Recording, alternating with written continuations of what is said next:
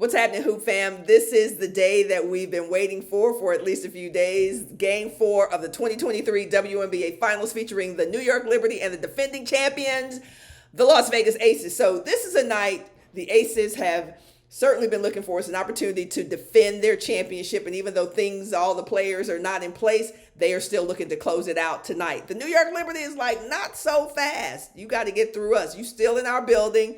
You still have to go through us. So the last time out, we know, even though this is game 4, game 3, New York beat the Aces 87-73. Jonquel Jones scored a team high of 27 points, and Brandon Stewart had 20 points and 12 rebounds for the Liberty. Big night for them in Barclay. The fans are excited. Lots of celebrities came out. Robin Roberts was there. Teresa Weatherspoon, the new coach of the Chicago Sky, was there. Whole bunch of celebs were there, but the biggest celebrities that showed up were the New York Liberty players. Stewie finally got it together, played like we've seen her play, that earned her the MVP. Jonquel Jones has been straight up balling since the end of the season. So no drop off for her whatsoever. Sabrina Ionescu knocked down some big threes.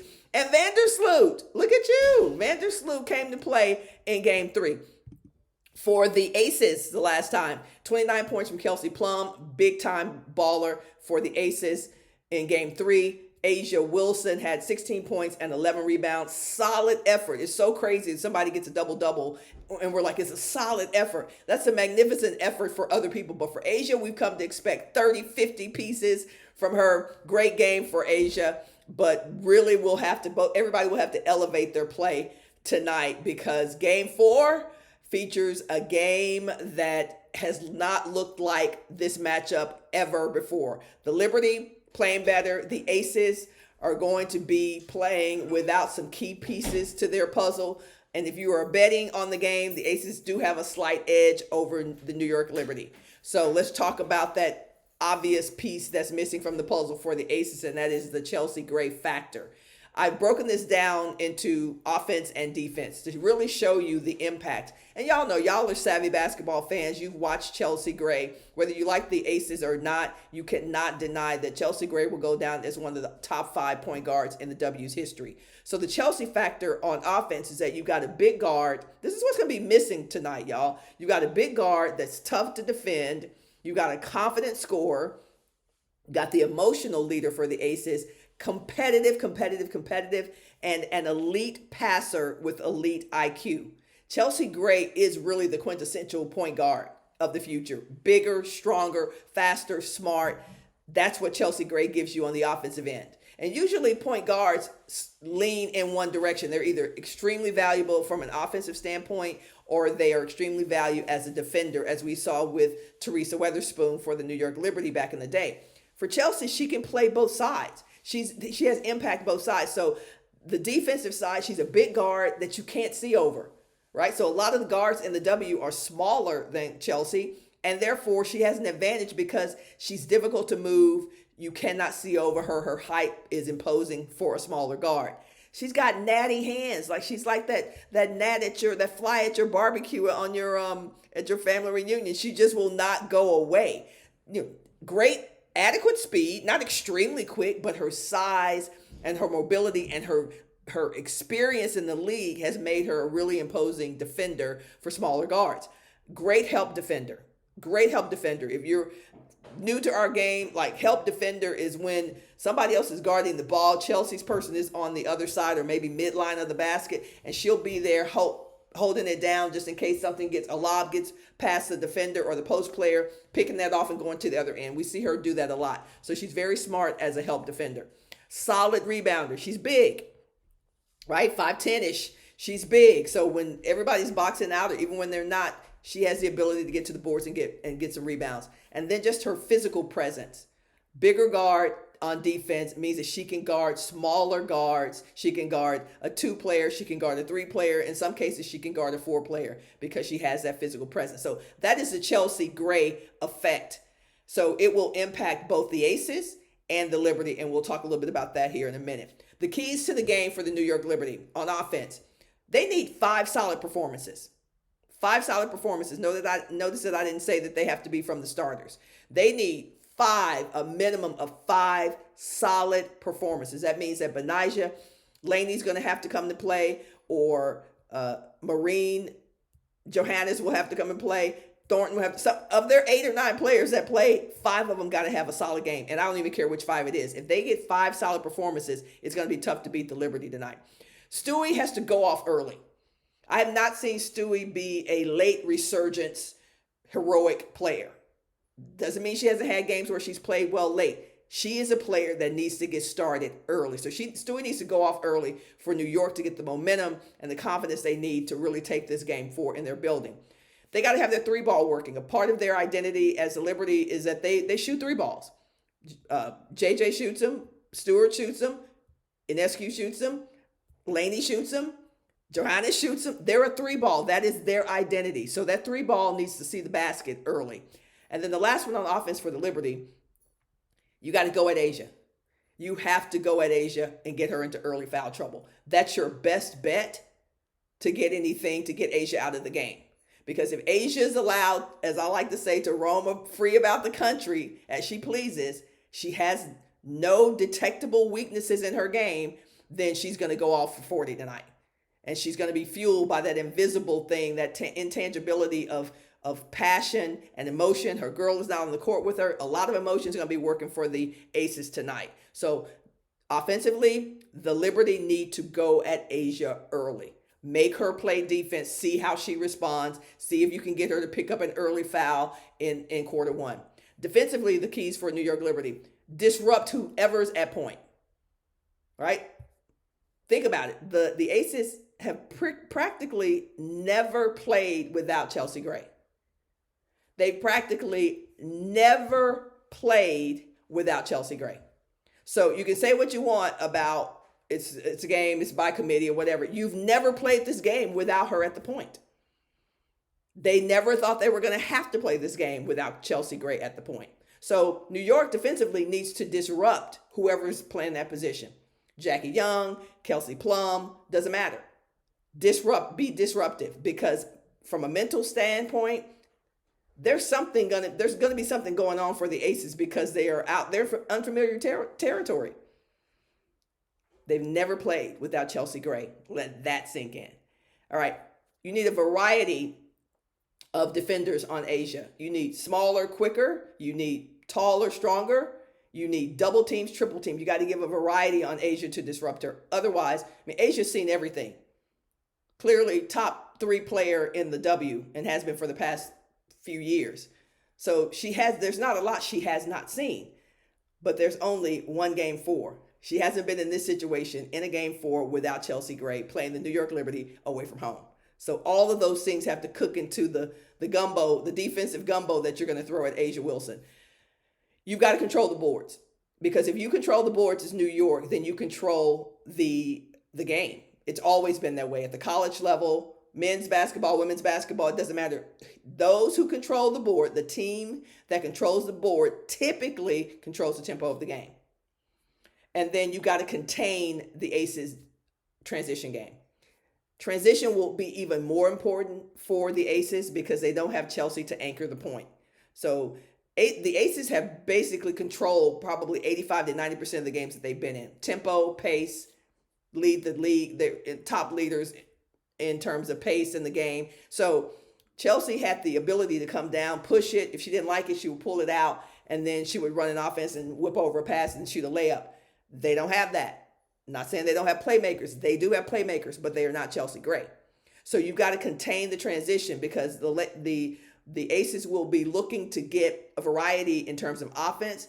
But without Chelsea Gray in the game, they're going to be limited in the way they do that. So you want to make sure you focus, you make the Aces focus on their half-court game. If you take away their transition game, the Aces are not as good. They're not as good as they are when they get to run and get everything they want in transition, and when they have to slow it down and get something in a half court. So take one of their big juggernauts from an offensive standpoint away from them. Contain transition. As for the Aces keys to the game, the point, whoever it is, Jackie Young, Kelsey Plum, maybe Alicia Clark will have to step in a little bit. They've got to be a playmaker. They can't just be a passer. The Aces don't have people who can't score, with the exception of the tall player. What's her name? Kia Stokes. And then she scored in game when I was there for game 2. But whoever's playing holding down the point position has to also be a playmaker. They have to continue to be a threat offensively. Asia needs to get a variety of buckets for the Vegas Aces to win. She's got to get a variety of buckets. She cannot be relegated to just playing on the box. Her game has developed into a multifaceted game. She's got to be able to shoot her mid-range, her three-pointer if she needs to, take the ball from the high post, layup, and one. She's got to be able to do a multitude of things. As I said, defensively, that's exactly what the Liberty want to take away from her. They want to contain and relegate her to only certain shots on the floor. More transition buckets. The Aces need to get more transition buckets. They do not need to be a team that relies heavily on half-court offense. And then don't change things, right? And I think that's the tact that the Aces are taking. They're like, we've never been here. Everybody knows that. We've never been in this situation where we're without Chelsea Gray in a game 4. It's new. But they can't change a whole lot because as a coach, that throws off your team. If you come in panicking, we're going to switch this, we're going to do this, whatever. Now, the system that they believed in, they're starting to question, they're starting to doubt, right? And that doesn't mean that you can't make an adjustment because one of your key players is out, because you definitely need to make an adjustment. You're going to have to move somebody to point. But you can't do a big wholesale overhaul of your offense or defense just because one person is out of that. Defensively, the Aces have to play a style with fewer risks. The Aces are a pretty physical team on the perimeter when they're defending. So without the numbers, they're going to have to be the same team but take fewer risks. They can't get into foul trouble early. They don't have the bodies. They don't have the body count for that. Also, it's got to be one shot for the Liberty. So the same thing I said for the Liberty. He who controls the boards, the team that controls the boards, is going to win this game. So they've got to give the Liberty one shot, because what you don't want the Liberty to do is to be heating it up. You got to heat check them in half court, and you have to watch for their transition threes or their transition buckets. So the Aces will have to give them one shot. More position than pressure defensively. That's what that is. That last note is, a lot of times you see Chelsea Gray, Kelsey Plum, Jackie Young, they take a lot of risks defensively on the perimeter. And if you do that against a good team, they're going to be shooting a wide open shot or a layup. And so at this point, without the bodies, what the Aces have to do is that they have to play more position defense in some instances than pressure. So what that means is they can be up in your grill, which is how they usually play, because they know most teams can't handle the basketball. They're going to turn it over and they're going to be going down in transition. So you've got to play more position where you are trying not to get beat by your one-on-one offensive player. You're down in bodies. You're not going to take as many risks. You're going to play the same style, the same passion with your defense. But if you take a lot of risks against a team like the New York Liberty, who can spot up, all they need is a little bit of room to spot up and shoot threes and knock down threes, then it's going to be a long night. So those are the keys for the Aces. And then there's one other factor. Will Candace Parker play tonight? The rumor is out there. Will Candace Parker play tonight? I don't know.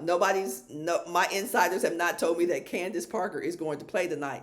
But knowing the competitor that Candace is definitely probably in her mind that if there is a way Candace can play, Candace will play. Think about it. If they were full force with Chelsea and Kia Stokes, that's the formula that they've gone to the playoffs in and thought they were about to win a championship. No question about it.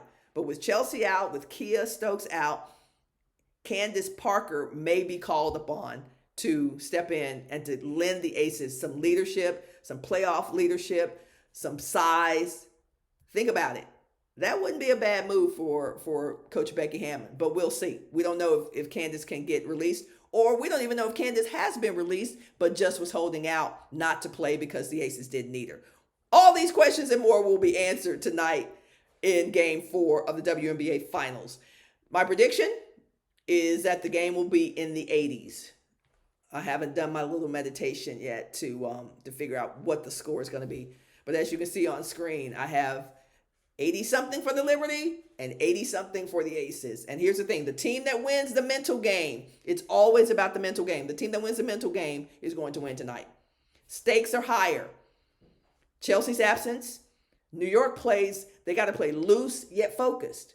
They can't act like it's an elimination game, even though they need to play intentional and focused basketball. So they can't shrink up and start playing like they're going to lose.